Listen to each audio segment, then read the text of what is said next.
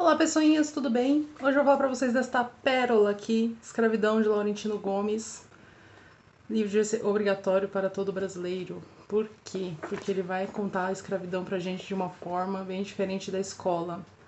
Então lá na escola a gente aprendeu, né, que tiravam os escravos de lá, traziam pro Brasil, etc, etc. E que eles eram meio que bárbaros e selvagens, e enfim. Leiam esse livro. Laurentino fez uma pesquisa em, se eu não me engano, em 6, 7 países. Brasil, Portugal, países da África. Visitou todos eles, visitou arquivos públicos, bibliotecas. Fez uma pesquisa, assim, fantástica.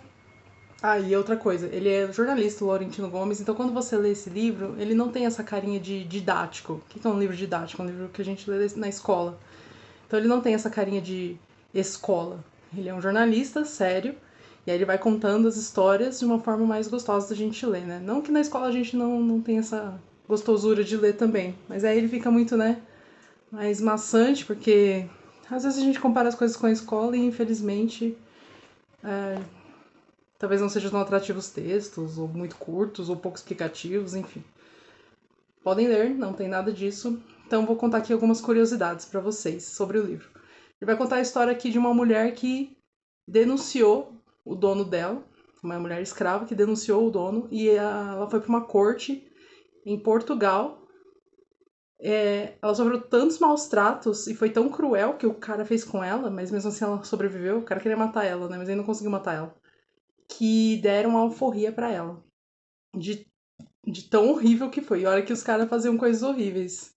E eles propunham, assim, coisas bem horríveis, assim, do tipo, se o negro fugir, vamos cortar a perna dele, vamos fazer tal coisa, vamos mutilar, vamos queimar, vamos.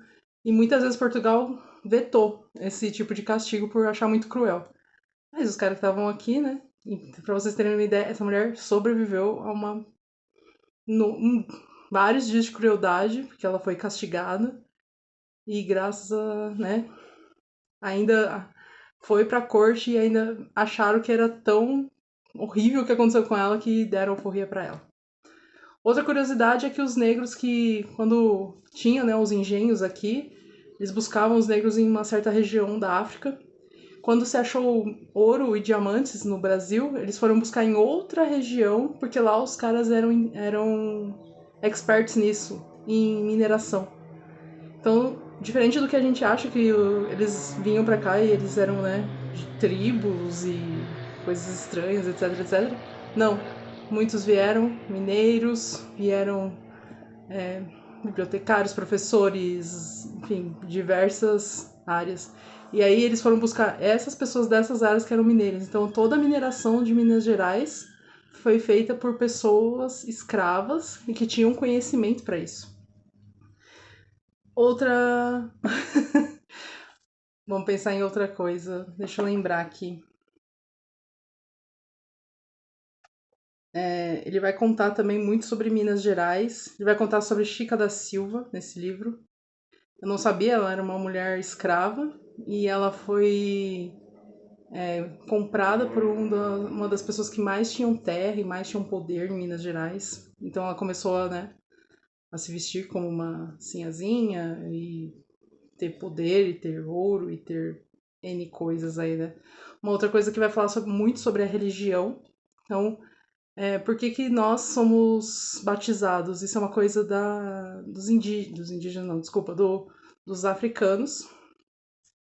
Era uma coisa que eles faziam lá e eles trouxeram para cá e era muito importante que eles fossem batizados e tivessem padrinhos porque eles ficavam sem as suas famílias e com medo de morrer aqui, então eles acabavam pedindo para a Igreja Católica fazer o batismo. Isso não era uma prática da Igreja Católica na Europa. Veio deles e por conta do medo da morte mesmo e dos filhos ficarem desamparados. Tanto que até os senhores deles eram os padrinhos dessas crianças. E muitas vezes, como presente, eles davam a liberdade para a criança na hora dela estar sendo batizada, né? Fala também dos navios negreiros, muito, como que era essa dinâmica.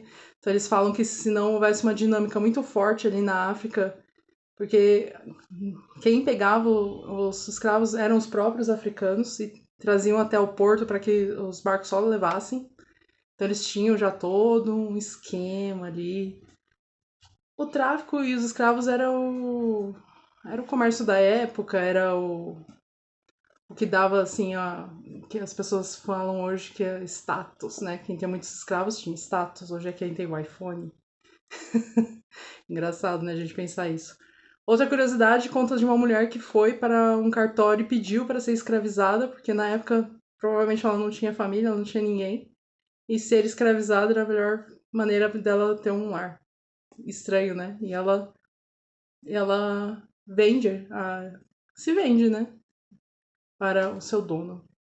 Então, leiam Escravidão, Laurentino Gomes. Esse aqui é o volume 2.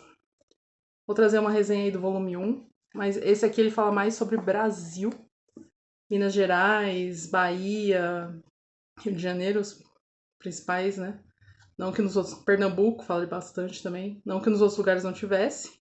Muito importante para a gente entender de onde que vem perseguição de religião contra negros, é que ele fala bastante sobre isso, inclusive uma religião que dizem que é africana e veio para cá, não, ela foi criada aqui no Brasil e as pessoas perseguem. Candomblé vai falar aqui sobre isso. Então ele vai trazer muita curiosidade, vai falar por que nós somos racistas, porque a perseguição é feia, é difícil, e isso traz da nossa história por que nós somos racistas, por que é tão importante o Dia da Consciência Negra, por que é tão importante as cotas. Então, se você tem dúvidas, se você acha que isso não é importante, se você acha que é balela, que leia esse livro, leia essa coleção, porque isso aqui vai explicar muita coisa sobre a nossa história, de onde nós viemos, e que nós não conseguimos fugir dessas tradições, dessa coisa que vem e dessas perseguições.